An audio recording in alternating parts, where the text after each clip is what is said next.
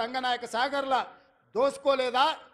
ఇవాళ నేను కొడంగల్ నుంచి మారుమూల ప్రాంతమైన కొడంగల్ నియోజకవర్గం నుంచి నన్ను ఆశీర్వదించినందుకు ఆ ప్రాంతానికి కృతజ్ఞత తెలుపుకోవాలని 3 లక్షల ఎకరాలు ఆ ప్రాంతంలో ఉంటే 1300 ఎకరాలు భూసేకరణ చేసి ఇండస్ట్రియల్ పార్క్ తెచ్చి 20,000 30,000 మా కొడంగల్లో ఉన్న నిరుద్యోగ యువకులకు ఉద్యోగ ఉపాధి అవకాశాలు కల్పించాలి.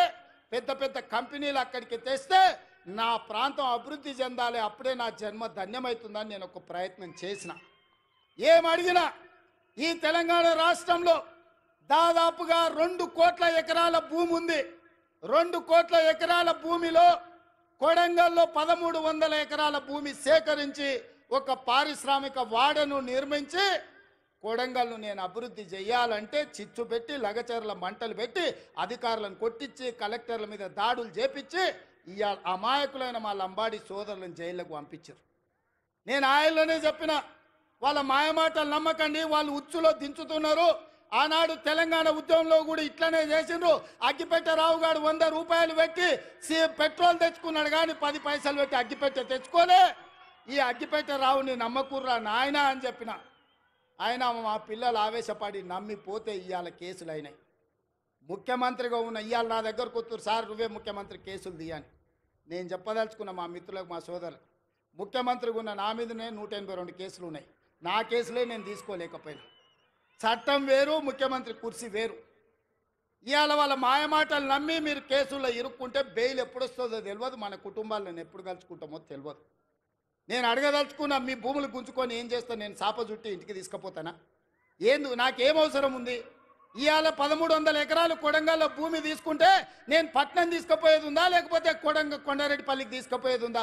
ఆ రుణం తీర్చుకోవాలని ఆ కొడంగల్ నియోజకవర్గంలో 20-25 వేల మంది నిరుద్యోగ యువకులకు, ముఖ్యంగా ఆడబిడ్డలకు ఉద్యోగాలు కల్పించి ఉపాధి నెరవేర్చి పరిశ్రమలు స్థాపించి అభివృద్ధి చేయాలని నేను ప్రయత్నం చేస్తే 1300 ఎకరాలు కూడా భూసేకరణ జరగకుండా అధికారుల మీద దాడులు చేసి ఈరోజు అమాయకులను కేసులలో ఇరికిచ్చారు. ఒక్క కేసీఆర్కే గజ్వేల్లో 1000 ఎకరాల ఫామ్ హౌస్ ఉంది. నీ ఒక్కనికి 1000 ఎకరాల ఫామ్ హౌస్ ఉండొచ్చు, కానీ మా దగ్గర 1300 ఎకరాలలో ఒక పారిశ్రామిక వాడ ఉండొద్దు. ఒకసారి ఆలోచన చేయండి మిత్రులారా. ఇవాళ ఈ జిల్లాను అభివృద్ధి చేయాలంటే ఆనాడు నాగార్జున సాగర్ కడితే రైతులు మునగలేదా? శ్రీశైలం ప్రాజెక్టు కడితే మా కొల్లాపూర్ మునగలేదా? పాలమూరు రంగారెడ్డి కల్వకుర్తి ఎత్తిపోతలు కడితే మా కొల్లాపూరాలు 3 సార్లు భూములు పోయిన వాళ్ళు భూములు పోయి ఒక్కసారి కాదు 2 సార్లు 3 సార్లు కొల్లాపూర్ ప్రాంతంలో భూములు ముంపు గురైన బాధను దింగమిగుంటున్నారు. ప్రభుత్వం నుంచి సహాయం అందించమన్నారు, కానీ కొట్టాలంటే మా బిడ్డలు కొట్టకపోదురా?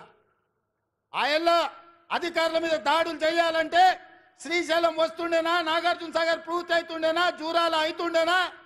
ఏటిగడ్డ పౌరుషం, నడిగడ్డ పౌరుషం మీకు తెలియదా? ఒకవేళ అడ్డుకోవాలంటే నడిగడ్డ మీద ఎవడైనా భూ సేకరణ చేస్తుండేనా? కానీ అభివృద్ధి జరగాలంటే ఏదో ఒక రైతు కొంత నష్టపోవాలి. భూమి అనేది మన ఆత్మగౌరవం, భూమి అనేది మన అమ్మ లాంటిది. అమ్మతో మనకు ఎంత అనుబంధం ఉంటుందో మన భూమితో అంతే అనుబంధం ఉంటుంది. నాకు తెలియంది కాదు, కానీ అభివృద్ధి జరగాలంటే ఆ భూసేకరణ జరగాలి. అందుకే వాళ్లకు కావలసినంత నష్ట పరిహారం ఇవ్వడం ద్వారా భూమిని సేకరించి పరిశ్రమలు పెట్టాలని నేను ప్రయత్నం చేస్తుంటే కేసీఆర్, కేటీఆర్, హరీష్ అడ్డుకుంటున్నారు. నేను అడుగుతున్నా, మీరు ఆలోచన చెయ్యండి అని. ఇవాళ వాళ్ళు అడ్డుకుంటారు, పోతారు. వాళ్ళకి ఫామ్ హౌజులు ఉన్నాయి, ఒక ఆయనకు జన్వాడలు ఉంది, ఒక ఆయనకు గజ్వేల్ ఉంది. వాళ్ళు సంతోషంగా ఉంటారు. మళ్ళీ ఈ జిల్లాకి ఎప్పుడైనా పరిశ్రమలు వస్తాయా? మన పిల్లలకు ఉద్యోగాలు వస్తాయా? ఇవాళ మీరు అండగా నిలబడితే 10 రూపాయలు ఎక్కువైనా ఇచ్చే శక్తి నా దగ్గర ఉంది. నేను సంతకం పెడితే 10 లక్షలు కాదు, ఎకరాకి 20 లక్షలు ఇచ్చే శక్తి నా దగ్గర ఉంది. తీసుకోండి, 20 లక్షలు తీసుకోండి. మీకు ఇచ్చే బాధ్యత నాది. ఇంటికి పైసలు తెచ్చి ఇచ్చే బాధ్యత మాది. నీ ఇంట్లో చదువుకున్న వాళ్ళకు, చదువు రాని వాళ్ళకు ఉద్యోగాలు ఇచ్చే బాధ్యత నాది. అభివృద్ధిని అడ్డుకోకండి, మాయ మాటలు వినకండి, వాళ్ళ ఉచ్చులో పడకండి. వాళ్ళ ఉచ్చులో పడితే జైల్లోకి వెళ్తే మన కుటుంబాలు ఆగమవుతాయి.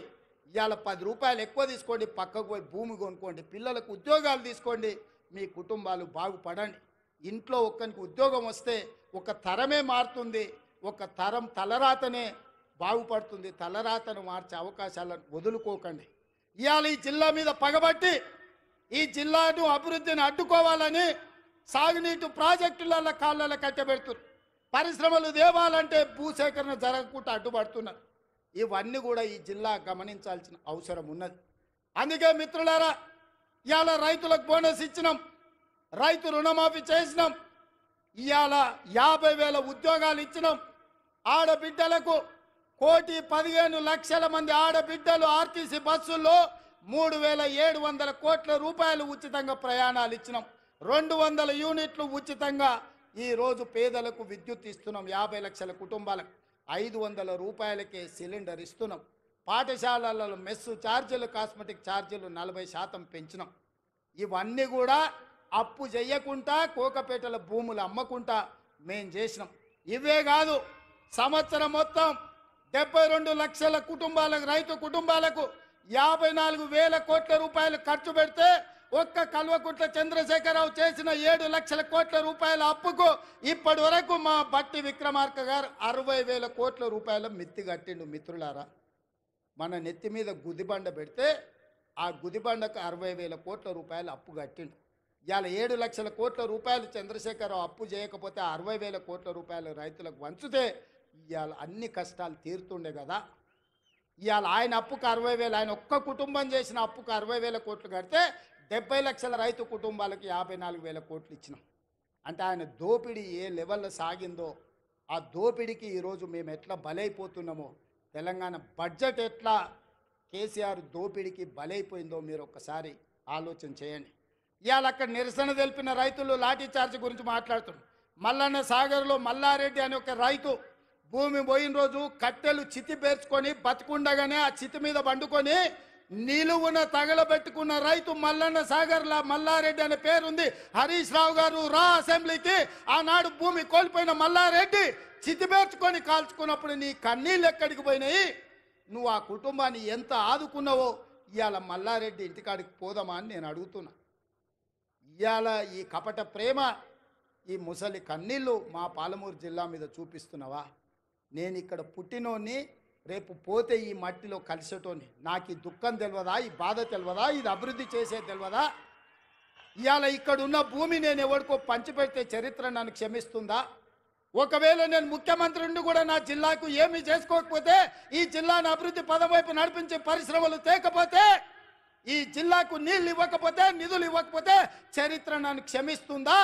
చరిత్రలో క్షమించరాని నేరం నా చేత చేయించాలని వాళ్ళు కుట్రలు చేస్తున్నారు. ఇట్లాంటి కుట్రలు కుతంత్రాలు సాగవు మిత్రులారా.